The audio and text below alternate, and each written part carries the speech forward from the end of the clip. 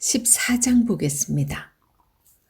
14장과 15장은 세례 요한의 죽음과 예수님의 사역을 소개합니다. 14장에서는 세례 요한의 죽음, 오병이어 사건, 그리고 물 위를 걸으시는 기적, 게네사렛에서 병자를 고치시는 일, 그런 일들이 소개되는데요. 예수님의 사역이 일단락된 후에 세례 요한의 죽음 소식을 기록하고 있는 것은 예수님의 사역에 상당한 진전이 있었음을 말해주고 있는데요. 예수님의 복음 전파가 갈릴리를 넘어서 당시 베레아 지역을 다스리고 있던 헤롯에게까지 그 소문이 들리는 그런 상황으로 발전했다는 거예요. 1절에서 2절 읽어봅니다. 그때에 분봉왕 헤롯이 예수의 소문을 듣고 그 신하들에게 이르되 이는 세례 요한이라. 그가 죽은 자 가운데서 살아났으니 그러므로 이런 능력이 그 속에서 역사하는도다 하더라. 지금 여기서 분봉왕 헤롯이 예수님의 소문을 들었을 때 그가 어떻게 반응하는지를 얘기하고 있습니다. 여기에 헤롯은 헤롯 안티파스입니다. 그런데 헤롯 대왕이 따로 있고 헤롯 안티파스가 따로 있어요. 이 사람은 헤롯 대왕이 이제 여러 부인들이 있었어요. 그 중에서 하나인 말타케라는 그 부인의 아들로 그렇게 역사적으로 기록이 있습니다. 헤롯 안티파스는 갈릴리와 베레아의 분봉왕으로 임명받았어요. 그리고 약 39년까지, 주 39년까지 다스렸는데 분봉왕이란 이 원래가 전체 나라의 4분의 1 지역을 다스리는 통치자를 의미하는 거였는데 후에 이 분봉왕이란 이름이 왕보다 등급이 낮은 통치자를 가리키는 그런 명칭으로 인식되었어요. 헤롯 안티파스에 대한 성경의 기록은 세례 요한을 못 베어 죽이고 그리고 예수님을 만나서 희롱한 사건이 기록되고 있습니다. 그리고 2절에서 헤롯 안티파스의 이 반응, 이는 세례 요한이라. 그가 죽은 자 가운데서 살아났으니 이 말 자체가 얼마나 자기가 세례 요한을 죽이고 나서 그 죄책감에 시달리고 있었는지 그걸 알 수가 있습니다. 그는 하나님을 믿지는 않았지만 어려서부터 유대 지역에서 자라났기 때문에 유대의 종교와 관습 이런 거를 너무나 잘 알고 있었대요. 그래서 마태는 그가 어떻게 세례 요한을 죽였는지를 3절에서 12절에 걸쳐서 그 이야기를 합니다. 이때 세례 요한이 죽은 것이 아니고 세례 요한은 그 전에 죽었지만 지금 마태가 세례 요한의 죽음을 언급을 하고 있는 거죠. 그런 문맥이니까 시기상 세례 요한은 그 전에 죽지 않았나? 이렇게 괜히 의구심을 가질 필요 없습니다. 지금 얘기 문맥이 그렇잖아요. 예수님에 대한 소문이 이미 예수님께서 사역을 한참 진행하고 있었고 예수님에 대한 소문이 분봉왕 헤롯에게 들어간 거예요. 그래서 헤롯이 그 소식을 듣고서 세례 요한이 죽은 자 가운데서 살아났나 보다. 이렇게 덜컥 겁을 먹는 그런 모습을 기록하면서 어떻게 세례 요한이 죽게 됐는지 그 사실을 3절에서 12절에 걸쳐서 언급을 하고 있다는 거죠. 3절에서 12절 전에 헤롯이 그 동생 빌립의 아내 헤로디아의 일로 요한을 잡아 결박하여 옥에 가두었으니 이는 요한이 헤롯에게 말하되 당신이 그 여자를 차지한 것이 옳지 않다 하였습니다. 헤롯이 요한을 죽이려 하되 무리가 그를 선지자로 여김으로 그들을 두려워하더니 마침 헤롯의 생일이 되어 헤로디아의 딸이 연석 가운데서 춤을 추어 헤롯을 기쁘게 하니 헤롯이 맹세로 그에게 무엇이든지 달라는 대로 주겠다고 약속하거늘 그가 제 어머니의 시킴을 듣고 이르되 세례 요한의 머리를 소반에 얹어 여기서 내게 주소서 하니 왕이 근심하나 자기가 맹세한 것과 그 함께 앉은 사람들 때문에 주라 명하고 사람을 보내어 옥에서 요한의 목을 베어 그 머리를 소반에 얹어서 그 소녀에게 주니 그가 자기 어머니에게로 가져가니라. 요한의 제자들이 와서 시체를 가져다가 장사하고 가서 예수께 아뢰니라. 그럽니다. 지금 여기서 우리가 생각할 때는 아니 그렇게 헤롯이 설사 그렇게 딸한테 그렇게 약속했다 해도 그렇지 어떻게 사람의 생명을 해야 하는 걸 그렇게 쉽게 할 수 있지? 이런 생각하는데 이 당시의 문화가요. 아누엔 쉐임이라고 수치와 명예 문화예요. 그래서 지금 왕의 후계자들이 이 헤롯 왕의 잔치 자리에 쫙 와서 앉아 있는 거예요. 그러니까 더구나 지금 자신의 후견자들이 뒤에 와 있기 때문에 왕으로서 한마디 뱉은 거에 대해서 지키지 않으면 왕의 재신이 명예가 뚝 떨어지는 거예요. 그래서 그걸 지킬 수밖에 없었던 그런 문화 속에서 헤롯 왕은 어쩔 수 없이 그걸 허락하지만 마음에는 얼마나 계속 두려움도 있었고 미안함도 있었고 여러 가지로 좀 안타까움이 많이 있었던 거죠.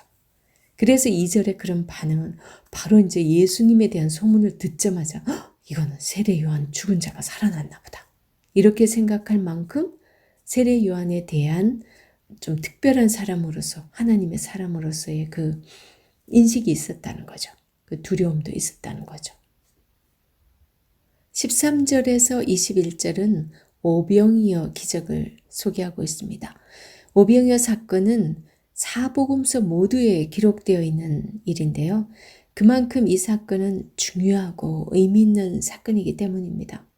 이 사건은 예수님께서 떡 5개와 물고기 2마리를 가지고 큰 무리를 먹일 수 있는 능력을 가지신 분이라는 그 사실을 증거하는 동시에 또한 그 인간의 모든 경제 문제에 대한 해답도 가지고 계신 분임을 말씀해 주고 있습니다.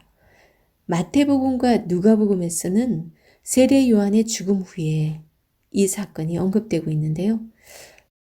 마가복음에서는 예수님과 제자들이 몹시 바쁘게 일한 후에 조금 쉬기 위해서 휴가를 떠났을 때 이 사건이 일어났어요. 그런데 요한복음에서는 그냥 그 후에 라고 그렇게 얘기하고 있어요. 특정한 사건과 연결시키고 있지 않은 거죠. 그런데 마태와 누가는 이 사건이 일어난 대략적인 시점을 말하고 있고 그리고 장소도 말하고 있습니다. 누가복음에 보면 이 사건이 일어난 장소는 베세다이고 그곳에 있는 빈들이라고 이렇게 기록하고 있습니다. 이곳에 여러 고을로부터 큰 무리가 모여들었었는데 좋기 1만 명 이상 모였을 것으로 봅니다. 어떤 분은 2만 명으로 추측하기도 합니다. 예수님에 대한 소문이 그만큼 많이 퍼졌다라는 것을 알 수 있는데요. 세례 요한의 죽음 후에 예수님의 명성은 크게 올라갔고 모든 관심이 예수님께로 집중되고 있었어요. 오병이어 사건은 예수님의 제자들도 너무나 무지한 상태, 제대로 된 깨달음이 없었지만 예수님께서는 제자들에게 알리지 않으셨지만 이 사건을 통해서 주고자 하는 메시지가 분명히 있었어요. 20절에서 21절을 보면 다 배불리 먹고 남은 조각을 12바구니에 차게 거두었으며 먹은 사람은 여자와 어린이 외에 5,000명이나 되었더라. 이렇게 기록하고 있어요. 이 예수님의 이적적인 능력으로 말미암아서 많은 사람들이 배불리 먹고 남은 조각까지 있었고 그걸 거두어 보니까 12바구니. 이 12이라는 숫자는 완전수죠. 그만큼 거두었다. 충분히 먹고 남았다. 배불리 먹고 남았다. 그 사실은 특별한 의미가 있어요. 예수님께서 이 오병이어를 통해서 주고자 하는 메시지가 바로 이런 것들이 있는 거죠. 그런 분이라는 거. 이 사건을 통해서 풍성한 하나님을 우리는 알게 됩니다. 우리 하나님은 우리로 하여금 배불리 먹고 남도록 역사하시는 풍성한 하나님이세요. 우리를 구원할 예수 그리스도는 양으로 생명을 얻게 하고 더 풍성하게 얻게 하려 함이라. 이런 이 요한복음 10장 말씀도 있어요. 그것을 지금 성취하시는 그런 모습들입니다. 이 오병이어 사건을 통해서 예수님께 나오는 자는 부족함이 없을 것이라는 것을 상징적으로 보여주고 있죠. 이 오병이어 기적을 구약에서 이스라엘 백성들이 출애굽하여 광야를 지날 때 하늘에서 내려주신 만나 사건과 우리는 비교해 볼 수 있습니다. 너무나 비슷한 면이 많아요. 종살이하던 자들을 이끌어내어서 친히 하나님께서 인도하시고 그들에게 자유를 주셨지만 그 은혜를 잊어버리고 원망, 불평, 불만을 늘어놓던 그 백성들의 그 배은망덕한 모습이었죠. 그랬음에도 불구하고 하나님께서 그들에게 먹을 것이 없다고 불평했을 때 하늘에서 만나를 내려주심으로써 하나님의 깊은 사랑과 긍휼을 보여주셨어요. 그런데 지금 그게 만나 사건이었어요. 그 당시도 예수님께서 여전히 죄악된 삶을 사는 그 인생들을 구원하기 위해서 하늘에서 내려오신 산 떡이신 이 예수 그리스도께서 넘치는 은혜와 풍성한 생명을 그들에게 주기 위해서 오신 분이잖아요. 그래서 그 예표로 지금 보여주기 위해서 만나는 그림자였다면 이제 실제이신 예수님께서 오신 거죠. 그래서 이제 예수 그리스도로 인해서 우리는 생명을 풍성히 누리고도 남을 만한 충분한 그런 분인 것을 이 오병이어 사건을 통해서 예수님께서 알게 하십니다. 그렇다면 우리가 예수 그리스도 안에 있는 우리는 모두가 좀 풍성한 뭔가를 누리고 있어야 될 것 같은데 영적으로 육적으로 우리가 그렇지 못한 경우가 너무 많이 있죠. 그래서 야고보서에서는 이렇게 말하고 있습니다. 구하되 세상적이고 정욕적인 의도로 잘못 구하기 때문에 우리가 그런 걸 누리지 못한다라는 그런 표현을 하고 있어요. 그렇다면 우리가 주님 앞에 오직 주님 한 분으로 만족합니다. 그런 고백을 할 수 있는 그런 믿음인지 우리를 돌아보면서 이 오병이어 사건을 한번 묵상해 보셨으면 좋겠습니다. 그리고 22절에서 33절은 물 위로 걸어오시는 예수님. 이것도 유명한 기적이죠. 예수께서 즉시 제자들을 재촉하사 자기가 무리를 보내는 동안에 배를 타고 앞서 건너편으로 가게 하시고 무리를 보내신 후에 기도하러 따로 산에 올라가시니라. 저물매 거기 혼자 계시더니 배가 이미 육지에서 술이나 떠나서 바람이 거스름으로 물결로 말미암아 고난을 당하더라. 밤 사경에 예수께서 바다 위로 걸어서 제자들에게 오시니 제자들이 그가 바다 위로 걸어오심을 보고 놀라 유령이라 하며 무서워하여 소리 지르거늘 예수께서 즉시 이르시되 안심하라 나니 두려워하지 말라. 베드로가 대답하여 이르되 주여 만일 주님이시거든 나를 명하사 물 위로 오라 하소서 하니 오라 하시니 베드로가 배에서 내려 물 위로 걸어서 예수께로 가되 바람을 보고 무서워 빠져가는지라 소리질러 이르되 주여 나를 구원하소서 하니 예수께서 즉시 손을 내밀어 그를 붙잡으시며 이르시되 믿음이 작은 자여 왜 의심하였느냐 하시고 배에 함께 오르매 바람이 그치는지라 배에 있는 사람들이 예수께 절하며 이르되 진실로 하나님의 아들이로소이다 하더라. 이 사건도 자연의 현장을 뛰어넘는 초자연적인 그런 이적입니다. 이 사건을 통해서 예수님께서는 자신이 모든 자연을 지배하시는 분이고 하나님의 아들이심을 증명하고 계십니다. 23절에 보면 무리를 보내신 후에 기도하러 따로 산에 올라가시니라 이렇게 말씀하고 있어요. 지금 예수님께서는 오병이어 기적을 바로 일으킨 다음이거든요. 예수님께서는 따로 기도하러 올라가셨어요. 큰 이적을 행하신 후에 닥쳐오는 그 유혹, 그 인간에게 누구나 있을 수 있거든요. 그걸 이기기 위해서는 기도가 답인 것을 예수님께서 이렇게 보여주고 있습니다. 그 다음에 24절을 보면 밤사경이라는 표현이 나오죠. 밤사경이라는 표현은요, 로마식 계산법인데 오늘날 새벽 3시에서 6시 사이에 해당이 됩니다. 바다 위를 걸어서 오신 것은 예수님께서 이 우주의 자연 법칙을 초월하시는 신적 존재인 것을 보여주고 있어요. 사실 이 정도 하면 제자들도 충분히 하나님의 아들, 메시아라는 사실을 정확히 알았어야 되는데 사실 제자들은 이때도 제대로 몰랐어요. 그러니까 26절에 뭐라 그러냐면 제자들이 그가 바다 위로 걸어오심을 보고 놀라 유령이라 하며 무서워하여 소리지르거늘. 지금 예수님께서 그런 오병이어의 이적을 일으켰는데도 불구하고 바로 그 다음인데도 이렇게 너무나 깜깜한 제자들의 모습을 또 보여줄 수 있습니다. 그리고 28절에 보면 이 베드로가 만일 주님이시거든 이런 표현을 쓰고 있어요. 이런 베드로의 어찌 보면 좀 당돌하다고 느껴지는 이런 대담한 제안은요. 베드로가 뭐 용감하다기보다는 그의 타고난 뭔가 그런 성품에 기인하는 걸 우리는 알 수 있어요. 그래서 베드로는 용감하게 배에서 뛰어내립니다. 그죠? 무리를 걸었어. 이거 누가 쉽게 해볼 수 있는 거 아니에요. 진짜 믿음 없으면은 거기 그냥 당장 빠질 텐데 그렇게 뛰어내려서 잠시 걷잖아요. 그런데 풍랑이 있는 것을 보고서 바람이 오는 것을 보고서 무서워서 빠져가는지라 잠시라도 걸었다는 거죠. 하지만 즉시 이 베드로가 이제 다시 또 주여 나를 구원하소서 30절에서 이렇게 얘기를 합니다. 베드로가 주여 나를 구원하소서 얼마나 다급하게 외쳤을까 한번 상상해 보십시오.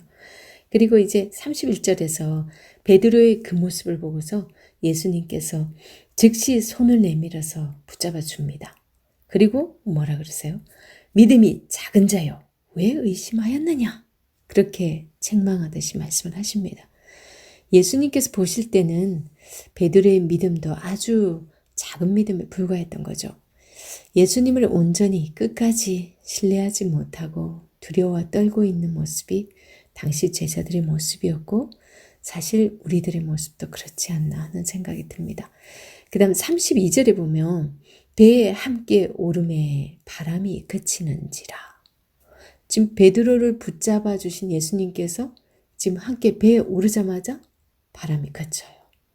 이것만 봐도 이 풍랑은 일부러 예수님께서 제자들의 믿음을 시험하기 위해서 일으켰던 것을 알 수 있습니다. 그래서 이제 33절 이런 고백이 나옵니다. 배에 있는 사람들이 예수께 절하며 이르되 진실로 하나님의 아들이로소이다 하더라. 정말 이 무리로 걸으시는 이 사건을 통해서 이제 많은 사람들에게 예수 그리스도는 하나님의 아들이심이 전해졌어요. 모든 자연이 예수님의 음성에 귀를 기울이고 순종하는 것을 확인시켜준 사건이 바로 이 사건입니다. 이제 34절에서 36절은요. 게네사렛에서 병자를 고치신 사건을 기록하고 있습니다.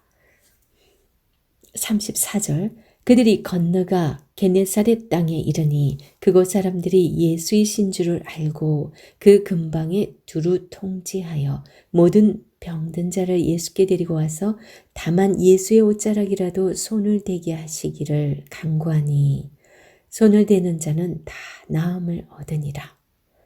이 36절의 이 고백 다만 예수의 옷자락이라도 손을 대게 하시기를 간구하니 손을 대는 자는 다 나음을 얻으니라.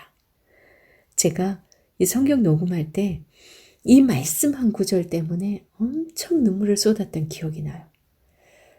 야, 정말 그때 그런 믿음으로 손을 댔을 때 손을 대는 자마다 다 나음을 얻었다. 이 말씀을 제가 계속 이렇게 녹음을 하는데 자꾸 틀리는 거예요. 그래서 계속 NG가 났죠. 그러고서 성령께서 제한테 딱 터치하는 말씀이 너는 그런 믿음으로 한 번이라도 주님의 옷자락을 잡기 위해서 노력을 한 적이 있니? 그걸 물으시는데 저의 믿음 없음에 너무 회개가 나오는 거예요. 그래서 녹음하다가 한참을 울고 그러고 진정하고 그날 거의 녹음을 못했던 기억이 납니다. 정말 그런 주님을 모시고 살면서도 그 사실을 잊고 살 때는 얼마나 많았는지 돌아보게 됩니다. 자, 게네사렛에서 병자를 고치신 이 사건이요. 34절에서 35절 보면 그들이 건너가 게네사렛 땅에 이르니 그곳 사람들이 예수이신 줄 알고 그 근방에 두루 통지하여 모든 병자들을 예수께 데리고 와서 그럽니다. 지금 예수님께서 제자들과 함께 갈릴리 바다 서쪽에 있는 게네사렛 땅에 갔어요. 그랬더니 그곳 사람들이 막 여기저기 막 연락해가지고 병든 자들 다 예수님께 다 지금 데리고 나온 거예요. 그리고 36절 봤을 때는 예수님의 옷가에라도 손댈 수 있기를 막 그냥 굉장히 간절히 지금 구하고 있는 거예요. 그래서 예수님께 손을 대는 자는 다 나음을 얻었대요. 그 믿음으로 손을 댔을 거니까. 이 짤막한 기록을 통해서 예수님의 명성이 얼마나 지금 널리 퍼지고 있고 그의 능력이 얼마나 크게 역사하고 있는지를 우리는 알 수 있습니다. 그런데 이 병을 고쳐주기 때문에 막 따라오는 그런 믿음으로는 절대로 끝까지 예수님을 붙들 수 없는 거 우리 압니다. 하지만 처음에 예수님께서 이들에게 이런 이적을 보여주신 것도 말씀을 주시기 위함이거든요. 그래야 모여드니까 그들에게 예수님께서 말씀을 주시기 위해서 이 일을 했던 거지 지금도 우리가 이런 이적만 바라고 있다면 주님을 우리는 끝까지 따를 수가 없겠죠.